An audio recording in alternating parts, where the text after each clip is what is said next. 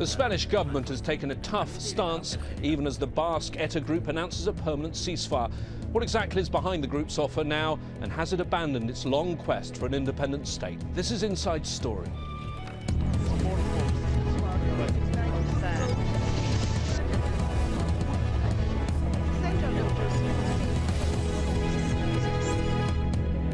Hello and welcome to the programme. I'm James Bays. Spain's crackdown on members of the Basque separatist organisation Etta is continuing, even though the group has announced a permanent ceasefire. 2 suspected Etta members were arrested in a joint operation by Spanish and French police, less than 24 hours after the group said its struggle for a Basque homeland would now be conducted using dialogue rather than guns. Alan Fisher has more. For Udern Bruard, there's a permanent reminder of the cost her family paid for supporting Basque independence. A plaque on the wall commemorates her father, shot dead in this building by people who opposed his views 26 years ago. She saw Etta's ceasefire announcement. She hopes it means no other families will suffer like hers. I think my father, like me, would be happy today with what Etta has done, unilaterally and independent of all Spanish state repression, opened the way towards dialogue, which could end the suffering of our people. The Basque separatist group announced a permanent ceasefire on Monday, ending a 43-year campaign to create an independent homeland. The Spanish government says it's not enough. The group has to hand over its weapons and disband. More than 850 people were killed in the Spanish government's battle with Etta. Many of them are buried here in the graveyard in Bilbao. But over 43 years of fighting, there were many more victims: the injured, the frightened and the bereaved. Rosa Rodero's husband was a police officer. He worked in a special unit targeting Etta. In November 1993, he was shot and killed by the people he was hunting. For Rosa, even now, the pain is still raw. I have to have hope now. Every time there is an attack, we relive everything we went through. We've been living in a period of relative peace, and this means we can breathe easily, and I hope it continues. 2 women, 2 victims, 2 views of a conflict which has hit and hurt the Basque country, but now united in the hope that it is finally over. Alan Fisher, Al Jazeera, Bilbao. Well, joining us now are our guests in Madrid, Miguel Rosas, who's editorial producer at El Mundo newspaper. Also in Madrid, Bill Bond. He's a Madrid-based journalist who's covered Etta extensively. And in San Sebastian in the north of Spain, Iñaki Soto, editor-in-chief of Gara newspaper. Let's get some context to all of this. Mr. Soto, if I can start with you in San Sebastian. Tell us about Etta right now. How strong are they? How many members do they have? I don't know how many members are there, but they have a strong social base. It means that it's not a marginal movement, and it's a important political movement that has 50 years of history, and it's in that sense, it's not only an issue of ETA as an armed group. It's an issue of how to deal with a political conflict here in the Basque Country. Can I ask the same question to you, Bill Bond? What's your assessment of Etta as a force right now as they announce this permanent ceasefire? Well, they're certainly in something of a corner and have been for some time because of numerous successes against them by the security forces. But it is not known just how badly they have been affected. And that is a major part of the problem, I think.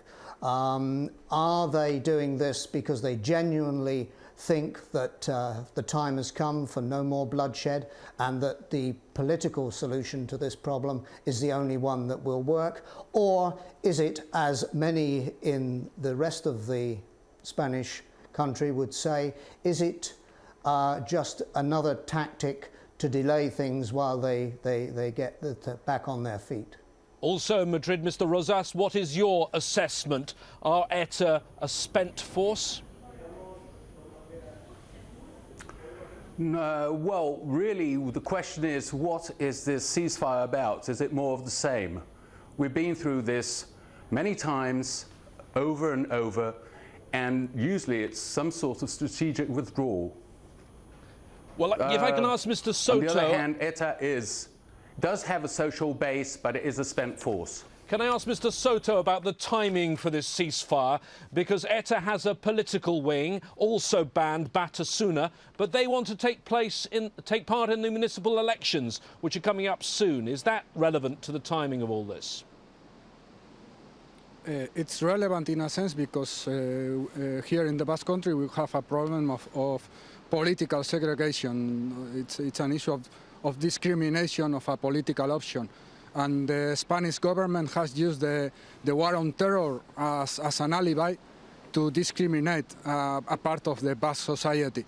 In that sense, it will be a good news that Batasuna could go to the next election. But I think that it's something more strategic. It's not a tactic movement, and in that sense, it's not something completely linked with those elections. It's something that goes further. Well, ETA have been around for a long time. Let's take a quick look at the background to all of this, at their 5-decade-long struggle for a sovereign Basque state. They were formed during the rule of the Spanish dictator General Franco. In 1973, Franco's prime minister was killed in a bomb blast planted by ETA. The 1980s were a bloody decade, with ETA carrying out a number of attacks despite Spain's return to democracy. Another violent decade in the 1990s. In July of 97, ETA kidnaps and kills Popular Party member Miguel Ángel Blanco. The following year, ETA announced a truce, which comes to end in 1999. In 2000, socialist former health minister Ernest Lluch is shot dead in Barcelona. A ceasefire is declared in March 2006, but following a car bomb in Madrid, the socialist prime minister José Luis Zapatero ends the peace process in December.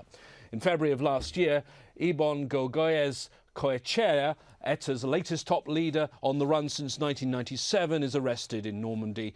In September last year, ETA decided to stop carrying out armed attacks, and on Monday they announced that permanent and general ceasefire. But as we've heard, it's not a ceasefire that has been accepted by the Spanish government. A huge long timeline there, Bill Bond. I know you've been in Spain covering ETA since 1975. They were so much stronger, weren't they, back in the 1980s? In the 80s, yes, they were much stronger. There's no doubt about that, and much more bloody. But to go back to what Miguel Rojas was saying, that we've had this before, and that's what the government are saying. From their point of view, this is something of a cracked gramophone record. This is, in fact, the 11th time that ETA has said that it will stop the bloodshed and instead turn to a political solution, only to return within weeks, sometimes at the most many months, to violence, claiming that the government hasn't moved at all.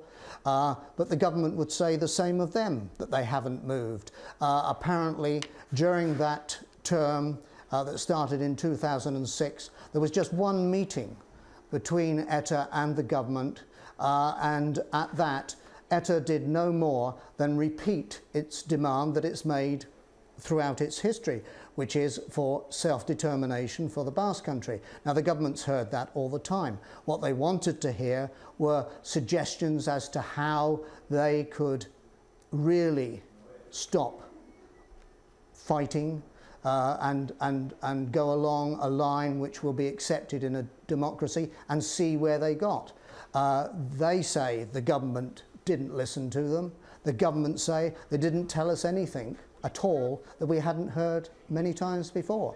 And the big fear is, certainly from the government's point of view, certainly from the opposition's point of view, the democratic opposition to the central government, and the vast majority of people in Spain, is this genuine this time, or is it just yet, as my colleague here in Madrid said, a tactical withdrawal? We've seen that the government, along with the French authorities, has carried out arrests even after this announcement of the ceasefire. How will that be seen on the ground there in the Basque country, Mr. Soto? Okay, that's a bad signal, but we have to remember that this ceasefire is a consequence of the challenge put by the international community.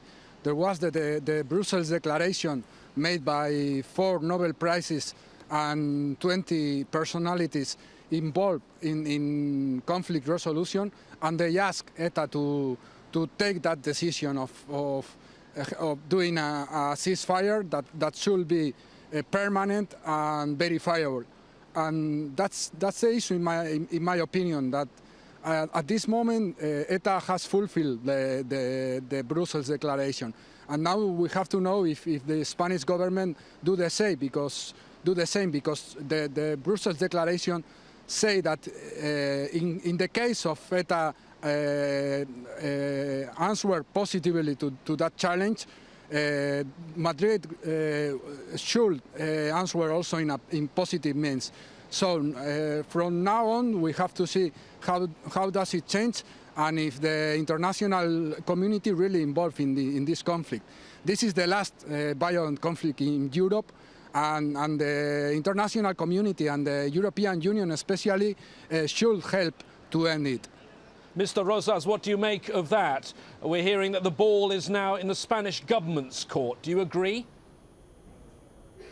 Well, I think it is a matter, really, the Basque country is a very long-running problem, but really what are we talking about? We're talking about 19th century nationalism within the sphere of the European Union. It doesn't make much sense. Really, we would be interested in knowing, the Spanish people would be very interested in knowing exactly what is the political program. Are we talking about a Marxist-Leninist state in the 21st century? I'm dying to know. Bill Bond, one of the things that Etta say that they want is international verification now. The Spanish government's opposed to that. Why? Well, I was going to say that myself, that this was the one new thing in the statement, the communique which Etta released on this video that's been shown, was that they were prepared and wanted and went along with international verification. That was new. The government has dismissed this almost immediately. The Interior Minister said, why do we need international verification? Verification that the fighting, the bombing, the killing has stopped will be done by the forces of law and order in a country which has the rule of law. Mr. Rosas, is it a mistake to dismiss international verification? I remember covering the Northern Ireland peace process, and we had General John de Chastelain there doing just that. Shouldn't it exist in this instance? Really, it is giving it. Really, what they are seeking, what Etta is seeking through this, is a voice box to amplify the way it wants to set the agenda. I don't really think you can compare the Irish problem with the Basque country problem. Do you agree there's a comparison or not, Mr. Soto, in San Sebastian? Different scale. I think that there are a lot of differences, but some similarities. And one of them is that those groups, they have weapons. So you need international verification. It's not something that Etta has asked. It's something that the Brussels Declaration has asked for to Etta. So it means that it means logic and positive to do that. And in my opinion, the position of the Spanish government is that they will prefer to maintain it as a security issue in internal terms. And now all Europe and all the world has to realize that there is a conflict, and that at the end it's a political conflict. So in any case, I think that the international verification of a ceasefire is something that there is done in all conflicts all around the world, and Spain couldn't be an exception. You say that they want to keep it a security issue, and they seem to be taking quite a hard line, the government, on this. Is there a danger in that? Etta, as we've heard, are relatively weak right now. Could their support grow if the government don't make some concessions? What's your view, Mr. Soto? Okay, Etta has 50 years of history, And it's not the first time that the Spanish government says that ETA is really weak. In 50 years, even in Franco's times, the Spanish government has said that they have overcome the Basque problem. And now, in 2011, we still have the same problems. So I think that this is a moment for hope for the Basque society, and I think that the Spanish government will do better if they think it's also a hope moment for the Spanish society. So this is the best approachment to this issue, and so they have to do some steps in that sense. I have no doubt that ETA could do more action, violent actions. Bill And I Bond, think that people in Madrid doesn't have any doubt about it. Bill Bond in Madrid, explain some of the context for the Spanish government's position, because there were negotiations before and they're deeply unpopular across the rest of Spain, aren't they? I don't know that negotiations as such were unpopular if they worked, but they didn't. At the risk of repeating what I said earlier, that the one meeting that took place in Zurich was just a statement, if the government is on the level where they claim happened, that it was just a statement by ETA of what they wanted, that is self-determination, and that indicates that what they really want is independence from Spain. That's not acceptable to any central political party whatsoever, and then nothing. ETA, no doubt, would say the same of the government, that they've stuck their feet in, and to a great extent they have, because they have dismissed the idea of negotiations at this stage. They dismissed it before, and the one thing they're saying is that no negotiations until such time as ETA lays down its arms. Now, I also agree that the Irish problem and the Basque problem are very different to one another, but there are similarities. There again, I agree.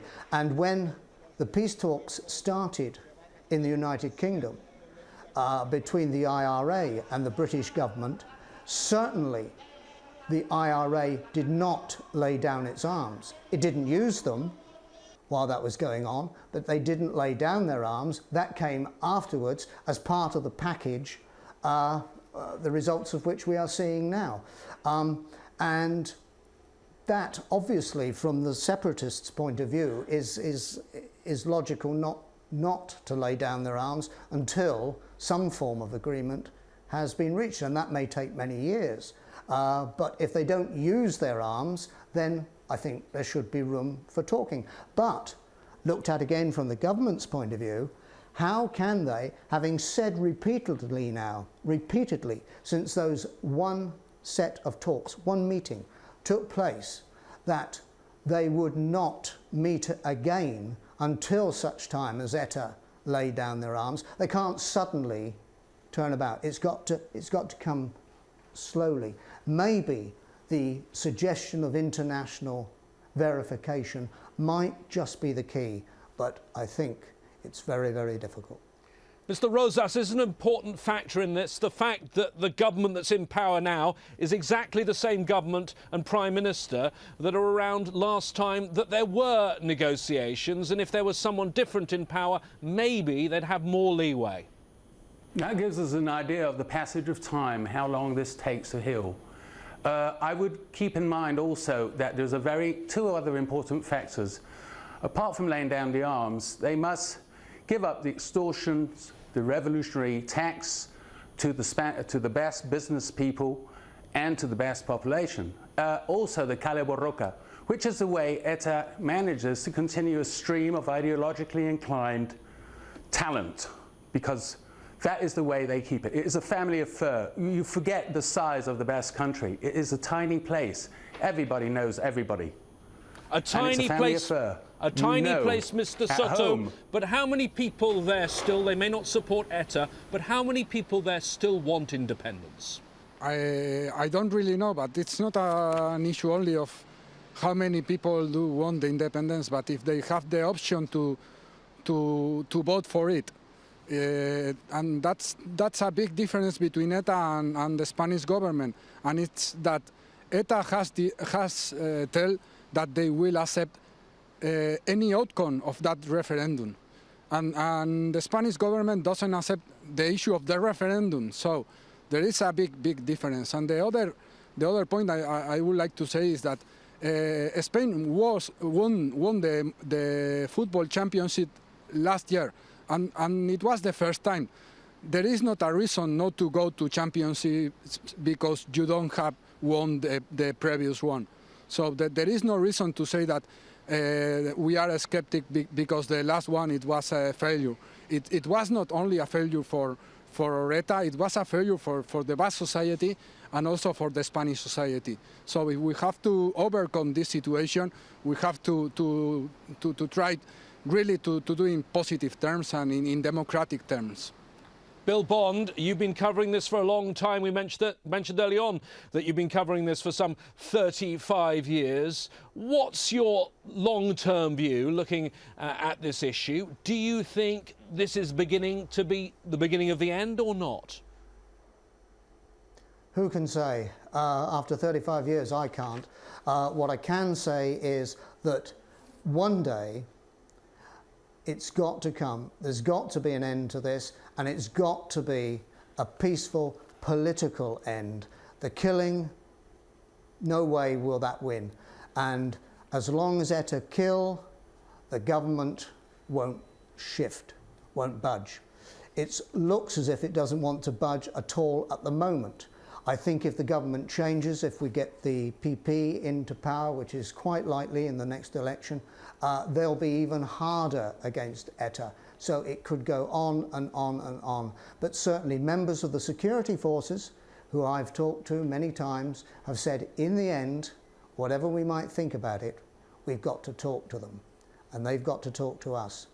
But as long as they continue to do what in any country, be it a democracy or a dictatorship, they keep doing is criminal.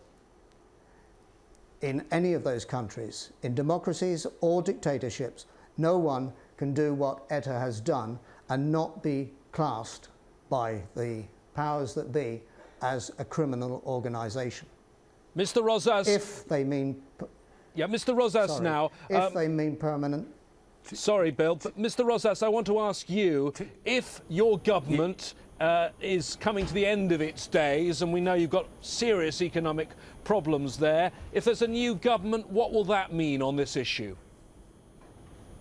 Well, I think the positions of the Spanish state and ETA and its part of the part of the population that follows are well set. I don't think there is one very important point, which is the Basque society and the Spanish society are tired. They are absolutely exhausted after 50 years of this situation, and it doesn't make any sense. It has lost all meaning. It's a 19th century nationalism, and it doesn't make sense. People are bored with it. They don't want to know because it is a very old tale.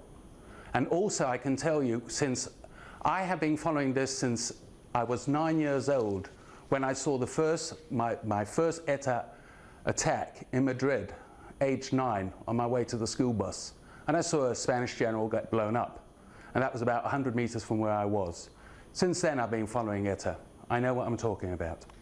Well, it has been a very long-running story, and thanks to our guests for discussing it in Madrid, Miguel Rosas, also in Madrid, Bill Bond, and in San Sebastian, Iñaki Soto. Thanks so much for joining us here on this edition of Inside Story. Every day we dissect and analyse the top story. What do you think of the programme?